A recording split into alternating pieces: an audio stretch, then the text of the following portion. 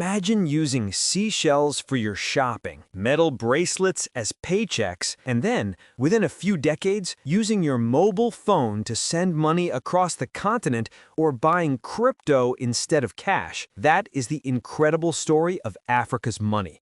From the shores of West Africa to the deserts of the Sahara, from colonial banknotes to digital wallets, this is a journey of value, identity, and innovation. Stay with me, because what you're about to learn will change how you see money in Africa, and maybe how you see money at all.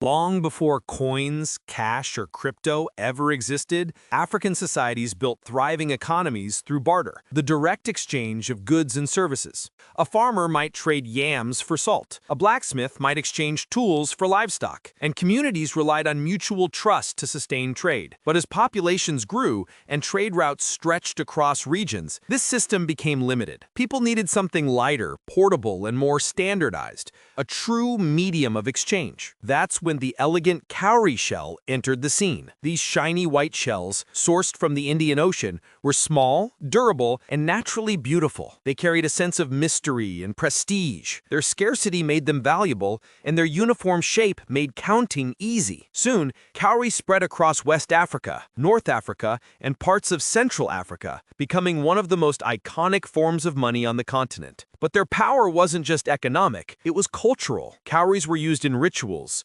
jewelry, and spiritual practices. They symbolized fertility, wealth, and destiny. For centuries, these tiny shells weren't just currency, they were carriers of meaning, shaping the rhythm of trade and life across vast African civilizations.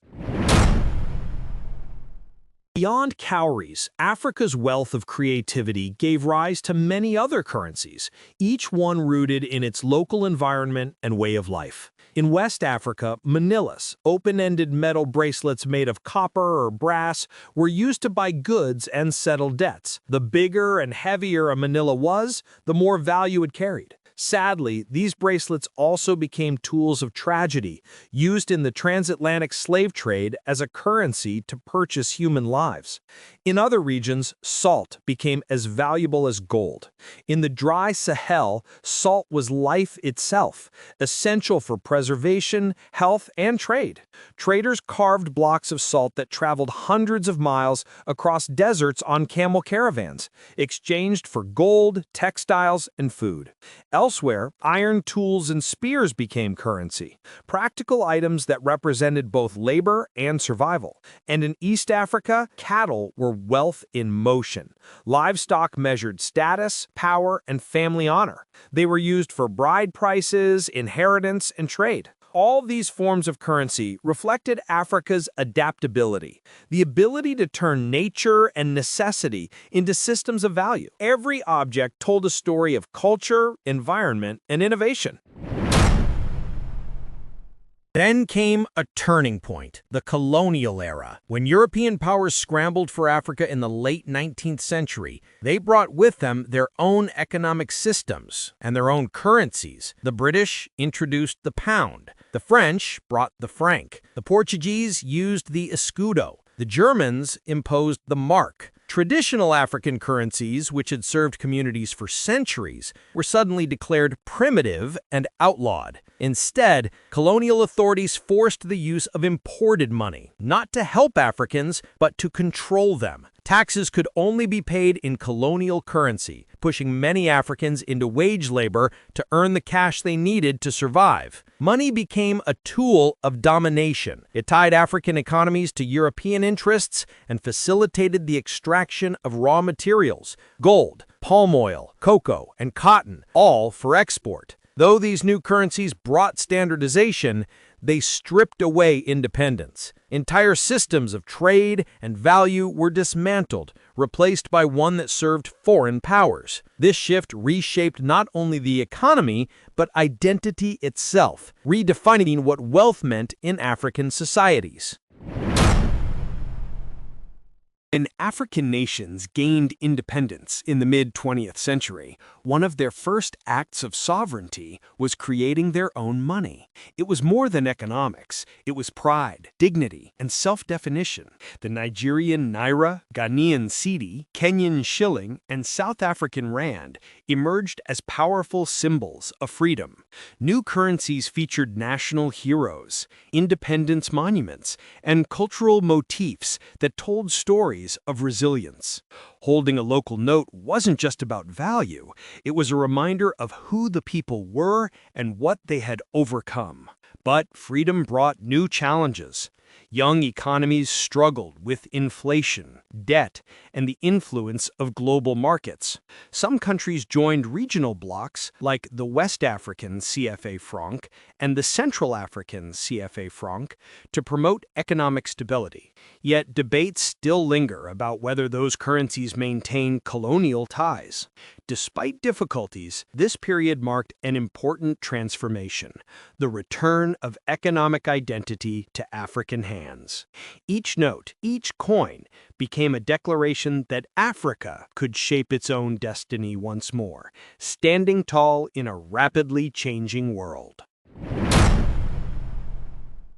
Today, Africa stands at the forefront of financial innovation. While much of the world still depends on traditional banks, Africa has leapfrogged straight into the digital age through mobile money. The revolution began in Kenya with M-Pesa, a simple but transformative idea. Send, receive, and store money through your phone. In places where banks were rare, this opened a new world of access. Suddenly, farmers, traders, and families in rural areas could manage their finances instantly and safely. Across the continent, millions joined the digital economy. In Nigeria's bustling cities like Abuja and Lagos, mobile payment apps are now a part of everyday life, from market stalls to transport fares. Mobile banking didn't just make transactions easier, it created jobs, encouraged entrepreneurship, and empowered women in remote areas. What's most fascinating is how mobile money blends modern technology with Africa's long history of innovation. It continues the same spirit that once turned shells, salt, and metal into systems of trade. A story of people adapting and reinventing the meaning of money on their own terms. Now, Africa is entering yet another chapter, the age of cryptocurrency. In countries like Nigeria, Ghana, Kenya, and South Africa, digital currencies such as Bitcoin and Ethereum are gaining ground, especially among young tech-savvy Africans. For many, crypto isn't just a trend, it's a solution.